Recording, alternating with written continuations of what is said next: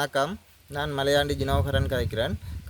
உழவன் சுண்டிக்குளம் வீதி உழவனூர் 2ஆம் தேதி இரவு 1 மணி அளவில் இனந்தெரியாத நபர்கள் எனது வீட்டில் வந்து நான் இல்லாத சமயத்தில் நான் ஒரு நிகழ்வு ஒன்றுக்கு போயிருந்தேன். நான் கேட்ட மனைவி பிள்ளைகள் தான் இருந்தவை. கேட்ட உடைச்சி வீட்டில் துறப்போடு நின்ற டிப்பரை களவாடி சென்றவை. அப்போ வீட்டில் இருந்து இந்த பிரச்சனை எனக்கு தெரிஞ்ச வீட்டுக்காரர் எனக்கு ஃபோன் எடுத்தவே. நான் உடனே போலீஸாருக்கு தெரியப்படுத்தி போலீஸார் கலைச்சி கொண்டு போன இடத்துல கல்லாறு பகுதியில் இருந்து போலீஸாரை கண்டவுடன் அந்த டிப்பரில் இருந்து இறங்கி சாரதி ஓடுனதுக்கு பிறகு போலீஸார் அந்த டிப்பரை மீட்டு கொண்டு வந்து போலீஸ் ஸ்டேஷனில் விட்டுருக்கினோம்.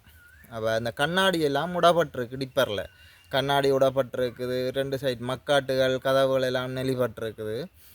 அது மட்டும் இல்லாமல் வீட்டு மதில் உடைச்சிருக்குது. மதிலை நீங்கள் பார்த்தீங்கன்னா தெரியும். வந்து மதில் உடப்பட்டிருக்கு. கதவு கொத்தி இருக்குது. வாளுகளால் எல்லாம் வெட்டி இருக்குது.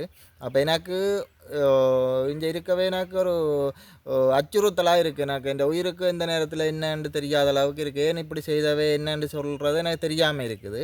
இது எனக்கு போலீஸ் அதிகாரிகள் மேல்பட்ட அதிகாரிகள் எனக்கு ஒரு தகுந்த ஒரு நல்ல முடிவு ஒன்று எடுத்து தரணும். அதை விட எனக்கு இப்போ உயிர் அச்சுறுத்தலில் இருக்கிறேன் நான்.